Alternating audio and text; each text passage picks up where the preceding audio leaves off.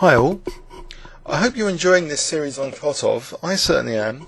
It's like I'm interactively, very thoroughly going through example by example, trying to critically assess each of Kotov's examples and, trying to get the true value of what he was trying to say.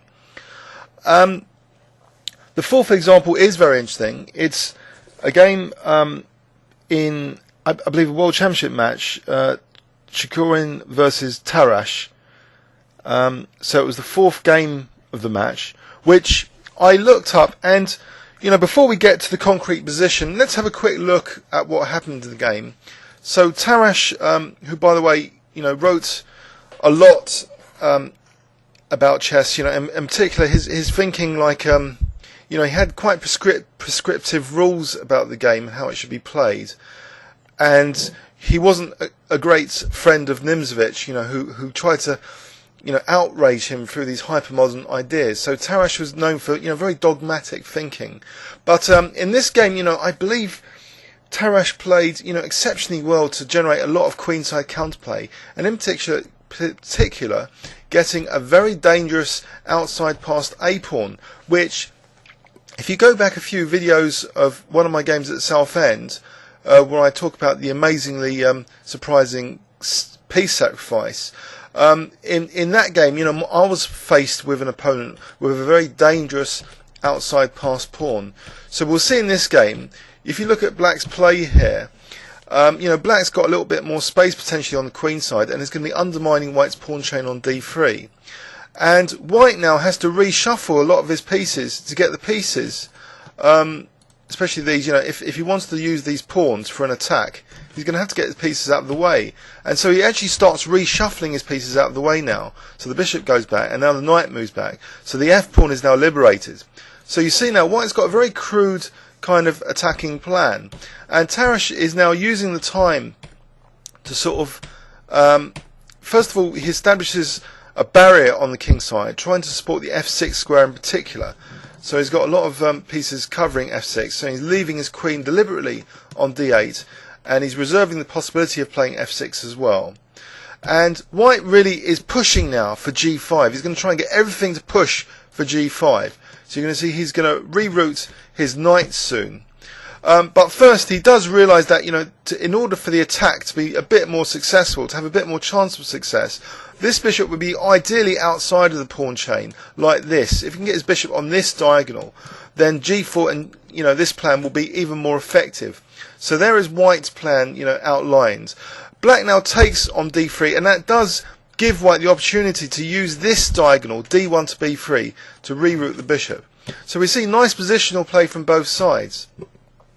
And Black offers, to try and get a dark square blockade. Black's played this knight g5, losing, apparently defensive knight, but he's still reserving this possibility of playing f6 if he really wants. But at the moment, f6 is very dubious. He plays actually king f8, as though almost he's going to evacuate his king in some variations to the queen side.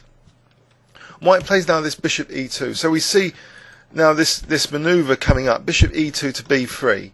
So bishop f6, now h4. So White really needs to get rid of the knight away from that g-pawn to be able to play g4, g5. So he's really trying to, break Black up on the king side. So queen d6, and now this knight comes to h2, and now the other knight's going to drop back very soon.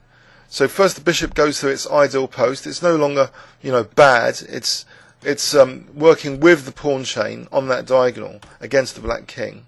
And also it's stopping an immediate infiltration of the black rooks to c2. So the knight again retreats. Maybe White's been messing around here. Were these knight movements actually that necessary? But after queen e2, White makes up his mind very soon now, because Black's queenside counterplay is really evolving here. That pawn now on a4 is setting this time bomb now for White's operations on the king side. If White's not quick enough on the king side, Black's going to really generate counterplay now. This pawn in particular is a bit numb. It's a bit outside of White's body of consciousness now. If it gets attacked by Black, how is White going to defend? All his pieces are geared up for playing g5. So it's a bit like my game. Queenside has been bit neglected. So Tarrasch realises that, and he starts rerouting his bishop. He plays bishop c6, so there's potential to reroute to attack a2, but the moment this pawn moves, then bishop e6 is going to be dangerous. So he's building in a counter-attack plan, but he first reinforces his position with f6. So white's crudely, aiming for g5. So knight h3, everything's aiming now for g5. These knights, this rook, this pawn supporting, and this bishop is basically saying to black, you dare move the a pawn, and I'm going to go with bishop b3. So both sides are kind of really prepared and geared up for their particular sides of the board. But bishop e8 now, so the bishop doesn't need now, it will never wait for f6. It's going to use this diagonal with f7 to attack this vulnerable a2 pawn. So queen h2 and now bishop f7. So white has to compromise his queen side now by playing a3. And here black gets into the 7th rank with a very nice positional move. So he weakens white's control of c2 by simply playing bishop b3, temporarily allowing his pawns to be doubled. So very nice positional play by white. White doesn't accept, the bishop takes b3. He just lets black take on d1. And now, if black wants, he comes to the 7th rank, which he does. So b2 now is under fire, as well as the black queen immediately. So the queen. So the queen has to move, and now we see b4. Very fast queenside action from black, and it generates a very powerful pass pawn now. After a takes b4, black doesn't even bother taking on b4, although Rybka thinks that might be the strongest move, simply queen takes b4. Instead, a different move, third Rybka choice at a certain depth, queen a6, hitting d3. So, encouraging white to waste more time to move this knight back, to somehow defend the d3 pawn. This knight's now virtually pinned. It can't play knight f2 because the rook takes b2. So white's getting a bit embarrassed. But actually white does play knight f2 and lets b2 go. So white is daring, black, push your past a pawn. I'm going to win on the king side. So here, the gauntlet is thrown down, and we're reaching the critical position that Kotov is talking about. There's a real time bomb now for this pawn queening. So after this rook takes b2, we have this position g5, so undermining black's pawn chain at its most exploitable base, which is the f6 pawn. So black first of all takes with the g5 pawn. Perhaps just in case if he's thinking of using the h file later, if the king can manoeuvre, this bishop can manoeuvre, and the rook can later come to h8. Maybe that was his idea. But was it actually necessary for black to play hg5? Actually, Rybka gives it as the strongest move, so there might be some deep tactical reasons as well, or not so deep, that white is just threatening g takes and then queen takes. Queen coming to g7 is very dangerous. So, okay, black takes on g5, and now plays his other rook to the 7th rank. So we're reaching this very critical position now.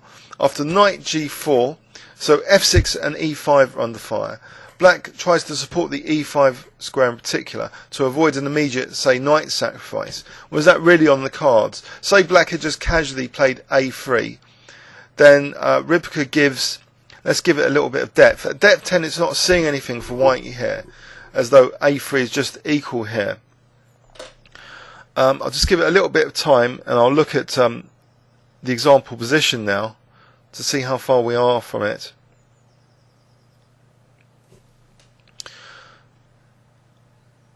No, it seems a3 was equal apparently. Okay, so let's not get carried away though on that detour. Queen d6 was the move in the game, and now so Kotov writes Chigorin went wrong with pawn takes pawn. That's not the view of Rybka. Rybka believes pawn takes pawn is the strongest move here. Kotov gives, queen h3. So with pride he writes, I found a win with queen h3. And he's really boasting that, this is one of his training positions, and he was so, pleased that he beat his personal record of analysing, a variation 24 moves deep. So there's this great impressiveness about it. However, there's an immediate slight issue with queen h3. Although it's got a very nice, noble idea of pinning black's knight on g8 with queen h8, The issue which Rybka believes with it is black has f takes g5 here, preparing to give up the e5 pawn to one of these knights.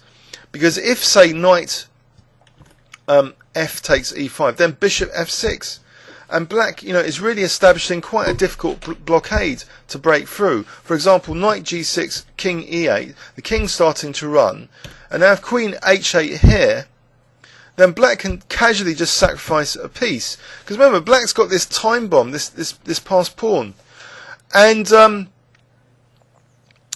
this is one of my real problems with Kotov all along. He gives these trees of analysis, and there's a major flaw. Like immediately, one or two moves play down in the game.